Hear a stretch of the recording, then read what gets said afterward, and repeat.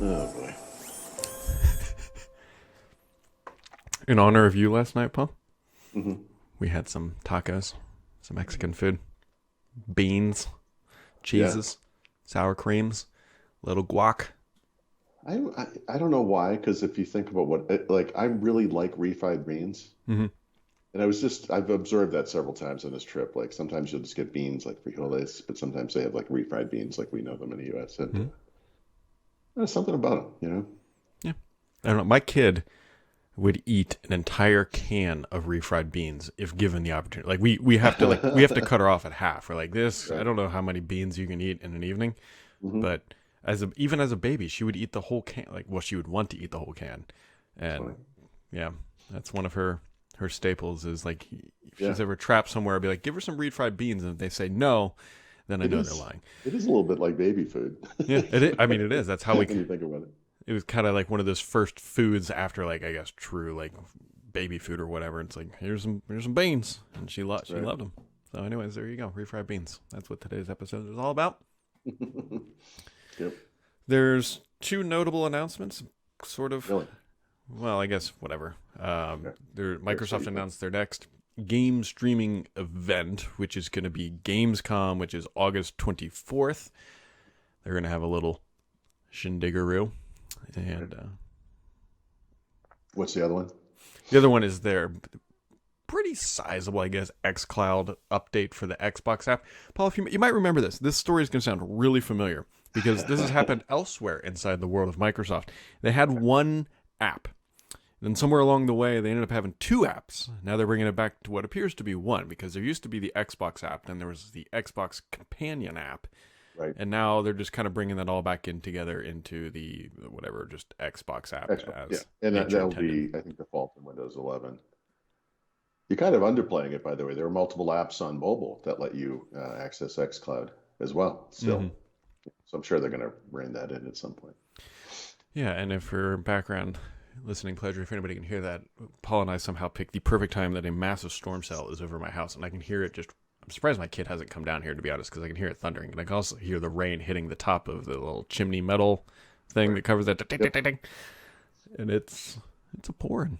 There's one other story of interest I'll write up later Mm-hmm. today, and where I home, I will be reviewing as we speak. But Parallels, the next version of Oh yeah. Parallels Desktop for Mac is available and will support Windows 11, supports it now in beta, whatever.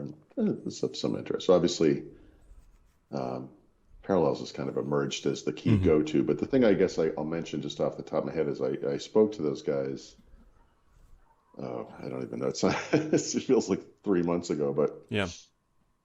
I asked them about the Windows on ARM thing, Mm-hmm.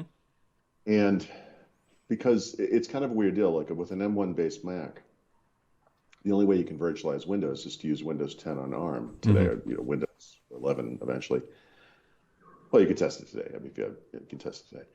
Yeah. But Windows on ARM is not available for retail, and one of the key benefits of Parallels on the Mac, Oh excuse yeah. me, is that you can buy Windows as part of the Mm-hmm. little wizard they have in the beginning. It's kind of nice, Mm-hmm. and they wouldn't really say anything on the record, but I got the feeling that there might be something coming down the pike from Microsoft that will make that official. Hmm. And not from them, but separately. I heard someone say, it was like a weird thing. It was like completely unrelated to this, but something that said something about September, which doesn't make sense from a release time frame, for Windows Mm-hmm. 11 but the inference was that with Windows 11, the ability to buy the ARM version of Windows would become official, and Hmm. not just for you know Parallels, but that would obviously be a big deal for them because I said, Oh yeah.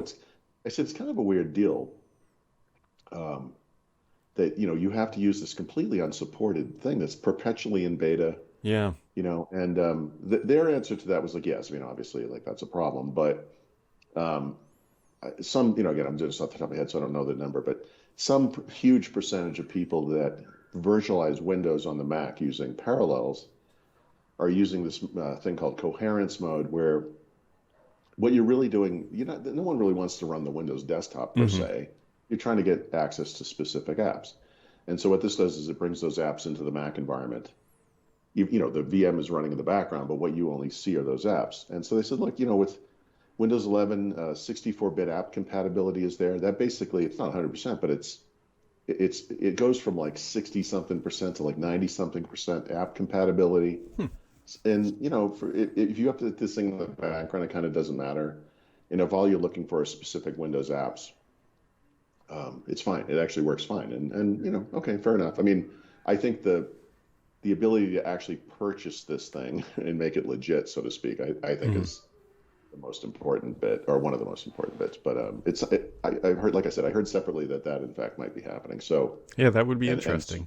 Because yeah, you're right. As soon as you said that, I was like, wait, you're right. You can't just go out and grab ARM like the what you right. Windows 10 on ARM, Well, I and should say. also I think I think there's a general understanding in our world, like the Microsoft / Windows side of the fence. If you're going to run Windows on ARM, right, you have a specific kind of computer. You have that's what you have. That's your entire system, and it's lackluster. I mean, it's a hard thing to recommend to other people. But if your goal is to run a specific app and you want a Mac, actually Windows 10 on ARM is fine, Yeah. and it will be fine, especially with Windows 11. Hmm. Speaking of Windows 11, one other thing that showed up on Reddit, I don't know if this is true or not, but somebody playing around in the latest Windows 11 build found a way to turn off the recommended section in the start menu, which is honestly just kind of useless, at least as I'm looking at it right now. Mine has 3 It, screenshots and a file that I accessed, I don't know, like 2 weeks ago. So you might be able to so turn that off. the one thing I've been noticing on this trip, and this, by the way, just a quick update on my the computer I brought that got waterlogged. Hmm.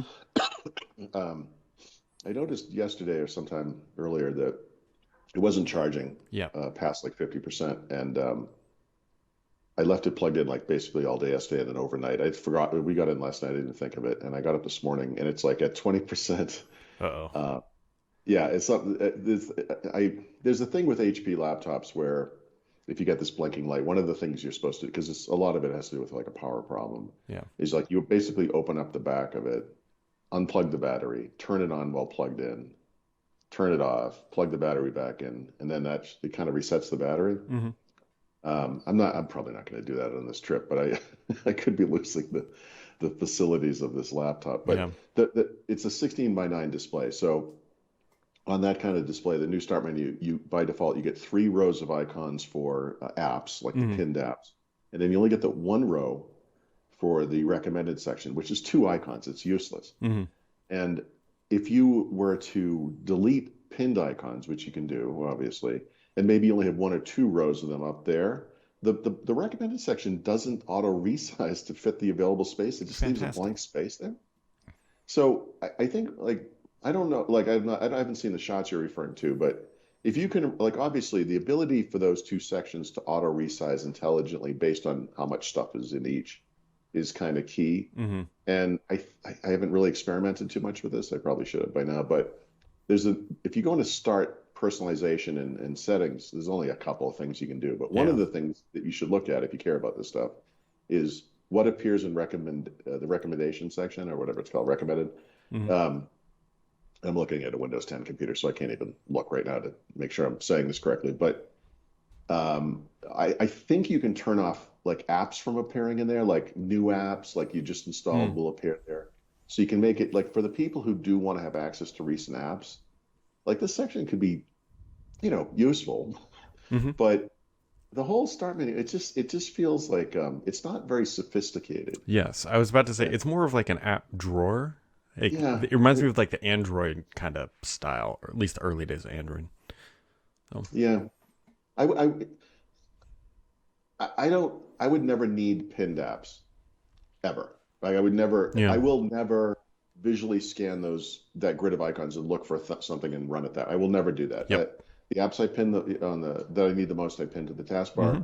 The other apps I use start search. So I would eliminate the top, not the bottom. Now, would I ever use like a recent apps thing as no, only because I'm so set in my ways. But I could see that being useful for some people.